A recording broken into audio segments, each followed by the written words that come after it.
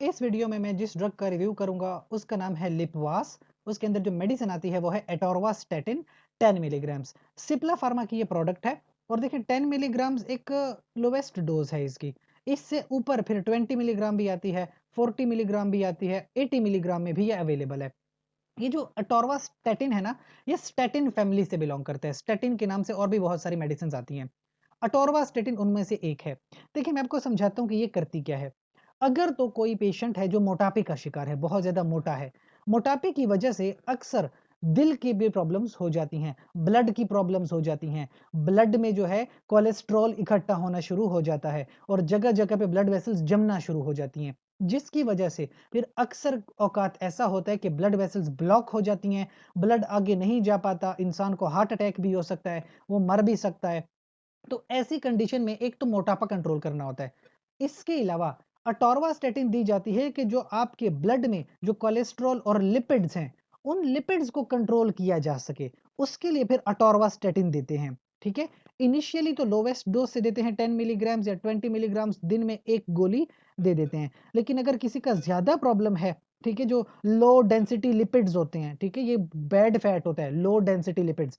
फ़र्ज़ करें कि 45% से भी वो ज़्यादा हैं, तो फिर डायरेक्टली हाई डोज 40 मिलीग्राम से स्टार्ट करवा देते हैं, ठीक है? तो डोज रेंज आपके पास होती है 10 मिलीग्राम से लेकर 80 मिलीग्राम एक दिन में आप ले सकते हो।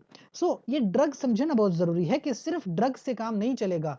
आपको अपना वजन कंट्रोल करना होगा, आपको अपनी डाइट पे कंट्रोल रखना होगा, चिकनाई को छोड़ना होगा, नमक वगैरह छोड़नी पड़ेगी, ठीक है? शुगर्स, चीनियाँ वगैरह, जो चीनी मीठा, उसको छोड़ना पड़ता है। थोड़ा अपनी डाइट को कंट्रोल करेंगे, वर्जिश जितनी ज़्यादा हो सके करेंगे।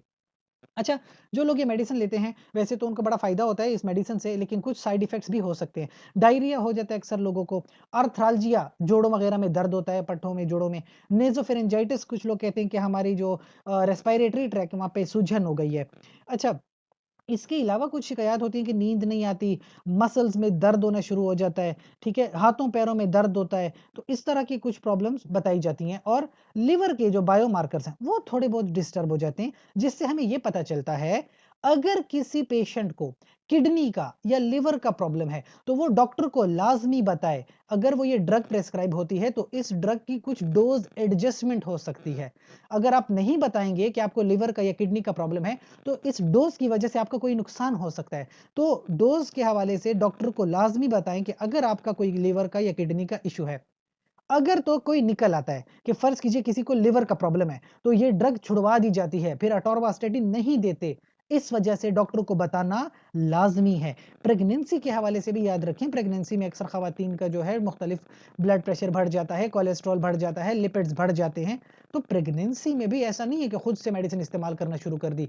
जिस तरह से आपको डॉक्टर बताता है, गायनेकोलॉजिस्ट बताता है, उसके मुताबिक आपने ड्रग्स को इस्तेमाल करना है। इसके अलावा कोई सवाल है तो कमेंट सेक्शन में पूछ लीजिए। साथ ही चैनल को लाइक करें, कमेंट करें, शेयर करें, सब्सक्राइब करें। शुक्रिया।